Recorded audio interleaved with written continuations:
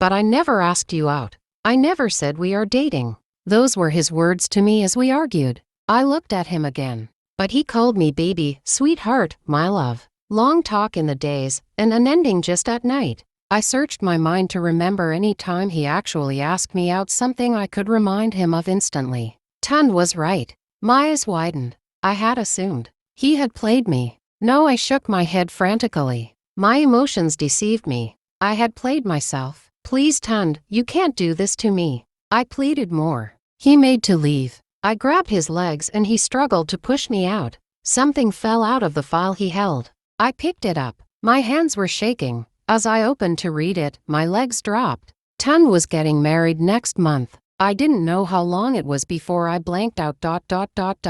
3 weeks later, all I could do was stare into empty space. My mum was afraid. I had not even said a word to anybody this 3 weeks. But I did say a lot in my mind.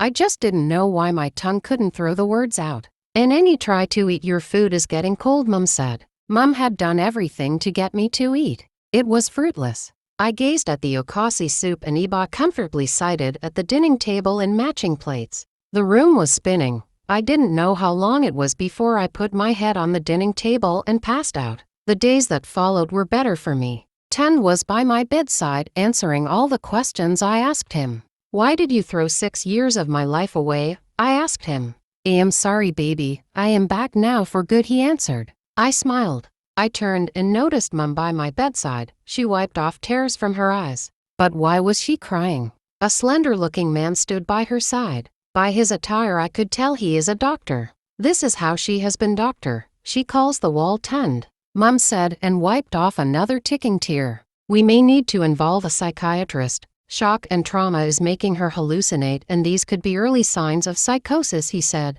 The road to my therapy venue now looked familiar. I could even go by myself. At the beginning, Dad took me there, so I was told. He had looked for the best in town and coined the name to suit him. He felt uncomfortable calling it a psychiatrist hospital. Dad wasn't going to accept that his daughter became mad. I stepped down from my car. The harmattan wind came so strong and blew iced wind down my lungs. I breathed in.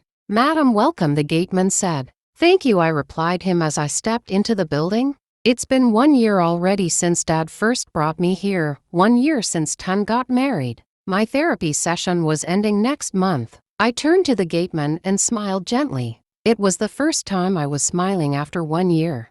Dad said I could travel to any part of Europe I wanted to see when I finish therapy. The sun will shine tomorrow and I will rise up again. What more do I say?